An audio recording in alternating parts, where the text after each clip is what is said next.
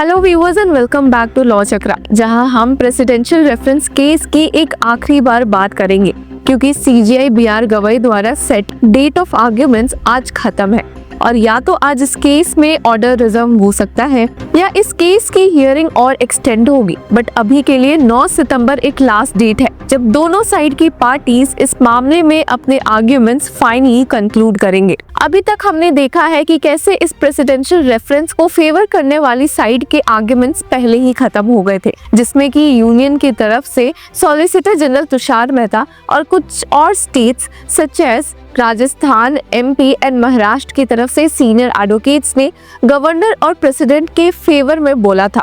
और अभी उस साइड के आर्ग्यूमेंट्स कंटिन्यू हुए हैं जो कि इस प्रेसिडेंशियल रेफरेंस के खिलाफ है और चाहते हैं कि सुप्रीम कोर्ट की वो जजमेंट अपहोल्ड हो जिसमें कि प्रेसिडेंट एंड गवर्नर्स दोनों पोस्ट पर एक डेडलाइन फिक्स हुई थी बिल से जुड़े हुए।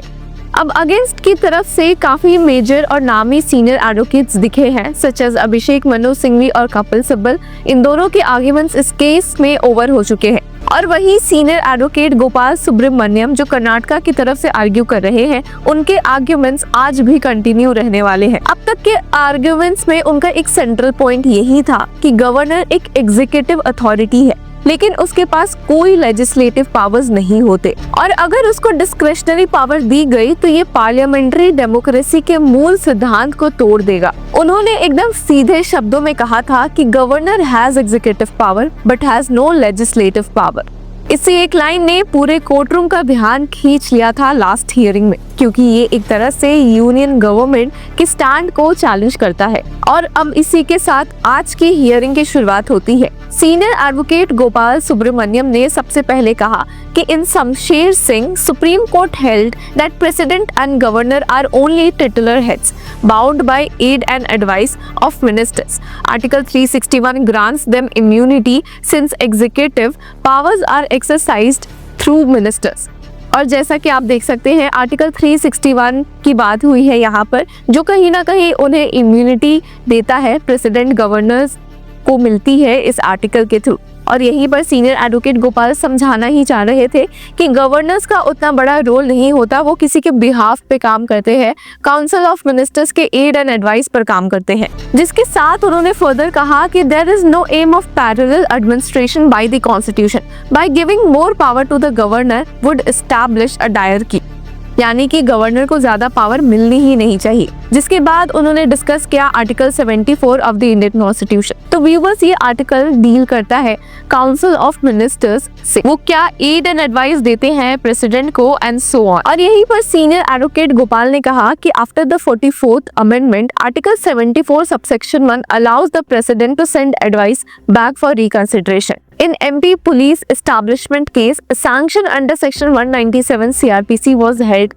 to rest on governor's aid and advice, limited to article 163 context. In state of Gujarat versus R.A. Mehta, Supreme Court held governor must act on ministerial advice except in rare cases. तो senior advocate Gopal ने यहाँ बताया कि पुराने judgements है जो बताते हैं कि गवर्नर एड एंड एडवाइस पर ही काम करते हैं, उनके पास डिस्क्रेशन बहुत ही लिमिटेड होता है, बहुत ही रेयर केसेस में ही वो कम्प्लीटली इंडिपेंडेंटली कोई एडवाइस ले सकते हैं, कोई सजेशंस दे सकते हैं। बट अभी के लिए उन्हें काउंसिल ऑफ मिनिस्टर्स की एड एंड एडवाइस लेनी ही लेनी पड़ती है। जिसके बाद सीनियर एडवोकेट गोपाल ने कहा कि this functions like assent to bills, article 200, pardons की appointments, summoning, dissolving the house, ordinances, nominating Anglo Indian member जो कि आर्टिकल 333 में दिया गया है, या फिर authorising proceedings are all to be exercised by the governor on the aid and advice of the council of ministers. तो यहाँ पर सीनियर एडवोकेट गोपाल ने समझाया कि ये जो सारा प्रोसेस है वो एड एंड एडवाइस पर ही होगा, गवर्नर अकेले कोई फैसला नहीं ले सकते। फर्दर सीनियर एडवोकेट गोपाल ने एक पुराने सुप्रीम कोर्ट जजमेंट का रेफरेंस दिया और कहा कि सुप्रीम कोर्ट ने उस केस में हेल्ड किया था कि governor can't be given powers over the legislature, letting the governor act in this own discretion and treating every function as final and beyond review, it would make the governor and all pervading authority, जो कि constitution के contrary हो जाएगा, which gives the office no independent executive or legislative role। जिसके बाद senior advocate Gopal Subramaniam ने कहा कि this is a new constitution and is an upgrade, so the discretion enjoyed in 1919 act और 1935 एक्ट इज नॉट देयर। वो कह रहे हैं कि जो पुराने के एक्ट्स थे उसमें बहुत डिस्क्रेशन था और उसे हटाकर ही इस नए कॉन्स्टिट्यूशन में डाला गया है। अब उन्होंने फर्दर कहा कि एसजी तुषार मेहता के जो रिटन सबमिशंस थे वो सेल्फ कॉन्ट्राडिक्टरी थे, because they suggest the president can dismiss the PM and council, dissolve the Lok Sabha, decide on assent to bills और act on his own discretion under article 143. It is also argued that president or governor oversee government functioning above PM or CM. This is incorrect. उन्होंने Supreme Court के ही judgment की बात की कि as Shamsher Singh and article 74 subsection 1 makes clear the president is only a formal head bound by ministerial advice save the proviso allowing one reconsideration. He has no discretion to dismiss governments, dissolve the Lok Sabha or independently make references to this court. तो senior advocate Gopal ने समझाया कि कैसे president के पास भी इतनी powers नहीं है, गवर्नर्स के पास तो बिल्कुल ही नहीं हो सकती, डिस्क्रेशन तो और दूर की बात है। उन्होंने फिर बताया कि जो एसेंट होता है आर्टिकल 200 का, वो एक लेजिस्लेटिव प्रोसेस होता है बट एक लेजिस्लेटिव पावर नहीं होता as union claims. The governor on ministerial advice must choose only among 3 options: grant assent, return the bill or reserve it for the president. Supreme court ने 5 cases में भी यही बातें हेल्ड की है। Governor declaration isn't an independent act, just one of these 3 options. यानी कि governor के पास इतनी पावर्स नहीं होती जैसा कि प्रेसिडेंशियल रेफरेंस को फेवर करने वाले लोग आर्ग्यूमेंट्स दे रहे हैं। उन्होंने फर्दर कहा कि granting the governor any discretion would leave the phrase as soon as possible meaningless.